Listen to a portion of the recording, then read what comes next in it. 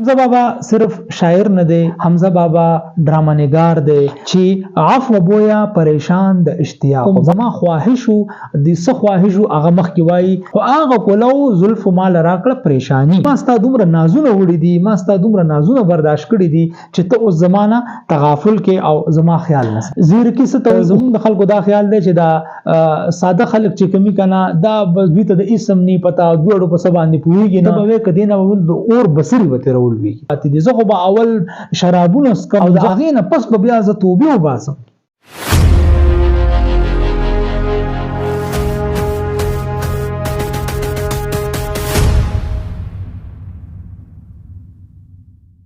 حسن خدای یو خو په بار بار چې مینېږم زه د خپل وجود خواره اجزا راټولوم. بسم الله الرحمن الرحیم. زه معلم افضل او زه په خپل چینل معلم نامه کې تاسو ټولو ته هرکلی وایم. قدرمنو، حمزه بابا د پښتو ژبې یو ډیر غټ ډیر لوی او ډیر جینیس شاعر دی.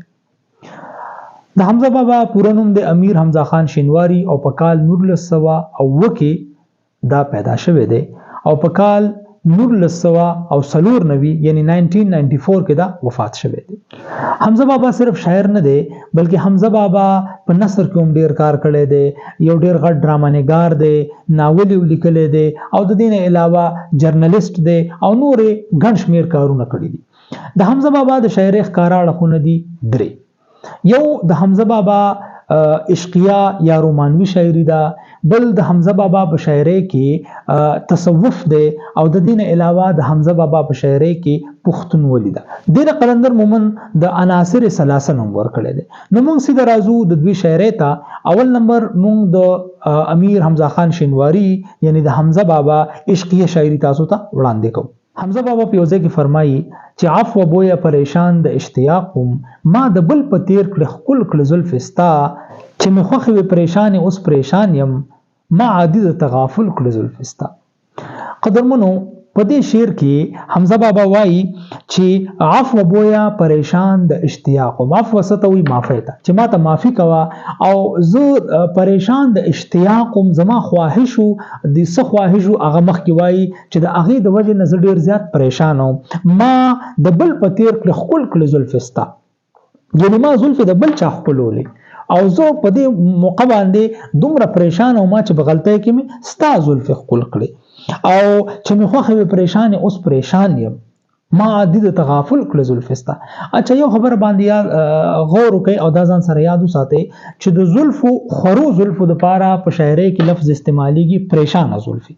اد غالب یو شعر دی وی نیند اس کی ہے دماغ اس کا ہے راتیں اس کی ہیں تیری زلفیں جس کے شانوں پر پریشان ہو گئے. نو خورو زلف ته وی پریشان زلفی. نو شاعر وای چې مې خوخه وي پریشان اوس پریشان یم مخکې خو زما دا خوخه وا چې ستا دا زلف هر وخت کولوي خو هغه کولو زلف مال راکړه پریشانی صحیح ده او ما عادي د تغافل کړه زلف استا او ما دا ستا عادتونه چې کوم خراب شوي دي نو دا ما په خپل باندې کړی دي. دا د تغافل چې پتا کې کم دی دا پتا کې ما راوسته دي یعنی ما ستا دومره نازونه وړي دي ما ستا دومره نازونه برداشت کړي دي چې ته اوس زمانہ تغافل کې او زما خیال نه ساتي. په یو بل ځای کې حمزه بابا فرمایي چې څومره زیرکي په سادګۍ کې هم د حسن ده، څومره زیرکي په سادګۍ کې هم د حسن ده ته چې په محفل کې په پردو سترګو راوګورې. زیرکي څه ته وایي؟ هوښیارتیا ته وایي. نو اکثر زمونږ د خلکو دا خیال دی چې دا ساده خلک چې کمی کنه دا دوی ته د اسم نه پتا دوړو په سبا باندې پوهیږي نه. خو حمزه بابا سوي چې څومره زیرکي په سادګۍ کې هم د حسن ده یعنی زما محبوبه چې کوم ده هغه خدا ساده ټیک ده خو د هغې نه علاوه هغه څومره هوښیاره ده هغه څومره زیرکه ده صحیح ده. ته چې په محفل کې په پردو سترګو راوګورې چې ته په محفل کې خو ماته داسې وګورې خو په پردو سترګو راوګورې چې د چا شک هم پیدا نشي او هغه دید عدید جو هو جای غنیمت سمجھو کنه چې ملاقات هم زمونږ وشي او د چا شک هم نشي څوک در باندې پوه هم نشي صحیح ده یعنی پټ پټ قتل. او یو بل ځای حمزه بابا فرمایي چې نر د ځوانۍ تر نیمۍ اسمانه راغی نر د ځوانۍ تر نیمۍ اسمانه راغی او اوس د اننګو نه بصرې په لوېدو دي صحیح ده.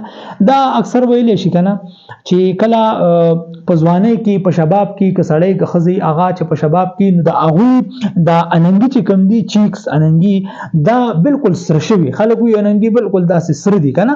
نو حمزه بابا دی کی تشبیه سره ورکړی دا چې مر د ځواني تر نیمه اسمان راغی. مر چې کله نیمه اسمان تر شي کنه نو بالکل د دې او خاص کر بیا په جون جولای کې نو هغه نور ډیر زیات تیزی بالکل سیزل کوي. صحیح ده. نو شاعر وایي چې زما محبوبه چې کم دا د هغه د ځواني چې کم مر دی هغه بالکل تر نیمه اسمان راغلی، یعنی بالکل د ځواني په جوبن باندې ده. صحیح شو. او اوس د اننګو نه بصری په لویدو دي، په اننګو کې دومره سر راغلی دي داسې شوی دي چې تبه کدینه ول د اور بصری وته رول وی. یو بل ځکه حمزه بابا فرمایي چې لام خمار لره لمبي پاتې دي او لا تندرونه د توبې پاتې دي او ستا ملاقات لره ساتلې می دي اوخ کې هر څومره کد ودرې پاتې دي. اچھا د دې شعر مطلب دا دی چې لام خمار لره لمبي پاتې دي او لا تندرونه د توبې پاتې دي. زه خو به اول شرابونه سکم، زه خو به اول خمار کېږم. صحیح ده. او د هغې نه پس به بیا زه توبې وباسم نو بیا به زما هغه د خمار هغه د شراب اسکول هغه ګناهونه به د هغې نه پس زه معاف کوم. خو ستا ملاقات لره ساتلې مې دي اوښ کې هر څومره که دوه درې پاتې دي. د دې نه مخکې خو د په محبوب پسې په هجران کې دومره جړاګانې کړي. هغه حمزه بابا په یو ځای کې وایي که نه چې دا اوښ کې چې د زړه نه زما سترګو ته تکل کا او چې ستان د هغه مستو اشارو بګینې حل کا او د دوه مینو منځ کې چې څوک راشي خیر نشته دانه د ژوندانه به میچن د مینې دل کا. نو حمزه بابا وایي چې اوښ کې خو ما ټولې بهیولې دي. صحیح شو. او زما په سترګو کې خو د سره اوښ کې پاتې دي نه. خو خیر که موږ ملاقات وکړو نو د هغې دپاره دوه درې اوښ کې ما ساتلې دي. کله چې موږ ملو شو نو هغه به ستا په مخ کې زه بویوم او هغه به زه تا ته شوګوم، زه به تا ته ښیم چې دغه شان ته زه تا پسې جړاګانې کوم. او دغه شان حمزه بابا په یو بل ځای کې فرمایي چې عشقه ته ګریان اوسه ګریان ښیي او حسن خو خندان ښه دی خندان دی وي او مینه که دریاب دی ته ماهي اوسه څوک بیکران دی بیکران دی وي. دا شعر خو بالکل یو یونیورسل ټروت پکې یو عالمگیر حقیقت پکې بیان شوی دی. او عشق ته ګریان ښیي عشق ته ګریان اوسه ګریان ښیي او حسن خو خندان ښه دی خندان دی وي. ګوره عاشق ته وایي که نه چې ته چې دا جړاګانې کې نو ته کوه جړاګانې ځکه چې په عشق کې جړا مزه کوي. او دا محبوبه چې کوم ده یا دا ښایسته خلک چې کوم دي وایي دا چې دا خاندي نو پرېږده چې دوی خنداګانې کوي د دوی سره دا خنداګانې ښایسته ښکاري. صحیح ده. حسن خو خندان ښه دی خندان دی وي مطلب همیشه د پاره دی دا خندانی.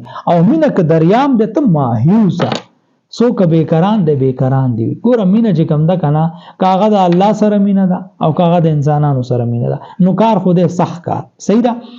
نو د دریاب په شانته ژور کار دی. خو اوس حمزه بابا عاشقانو له سجیشن ورکوي هغوی له پکې مشوره م ورکوي چې دا مینه چې کوم ده دا د دریاب په شان ژور کار دی ډېر زیات ډیپ دی. خو خیر د هېڅ خبره نه ده ته ورته د کپ په شان د ماهي په شان ته اوسه نو که هر څومره هم ډیپ دي نو ته ورته د ځانه ماهي جوړ کړه او ته پکې تیرېږه را تیرېږه. صحیح ده. نو مطلب مرې به نه وخت به دې پکې پاس کېږي.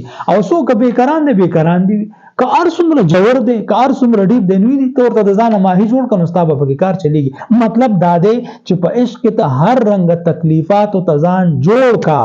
دا دریاب ډېر ډیپ دی دا ډېر ګهرا دی. صحیح شوه. د دې تل نه معلومیږي خو ته ورته د ځانه کپ جوړ کا نو هله به ته به دې کې سروایف کې که تا ورته د ځانه کپ جوړ نه کړه دې کې ته ټایم نشي تېرولی. او یاره چې اسمان ته دې باڼه ګوري یاره چې اسمان ته دې باڼه ګوري او سترګې دې زما په مخ کې څه ګوري او غل د محبت غلطېدی نشي څوک چې په محفل کې چاته نه ګوري. د خوشحال د حمزه بابا ډېر ښایسته شعرونه دی په دې کې وایي چې یاره چې اسمان ته دې باڼه ګوري او سترګې دې زما په مخ کې څه ګوري. ګوره وی خپل محبوبې ته دا خبره کوي.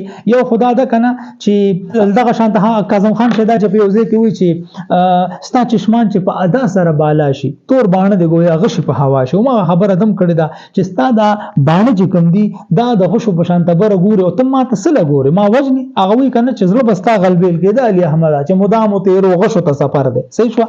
او غل د محبت د غلطېدی نشي څوک چې په محفل کې چاته نه ګوري. صحیح شو. غل د محبت غلطېدی غلطېدې نشي. سو کته ډېر په غلا غلا چاته وګوره په محفل کې کنه خو غل د محبت غلطېدې نشي.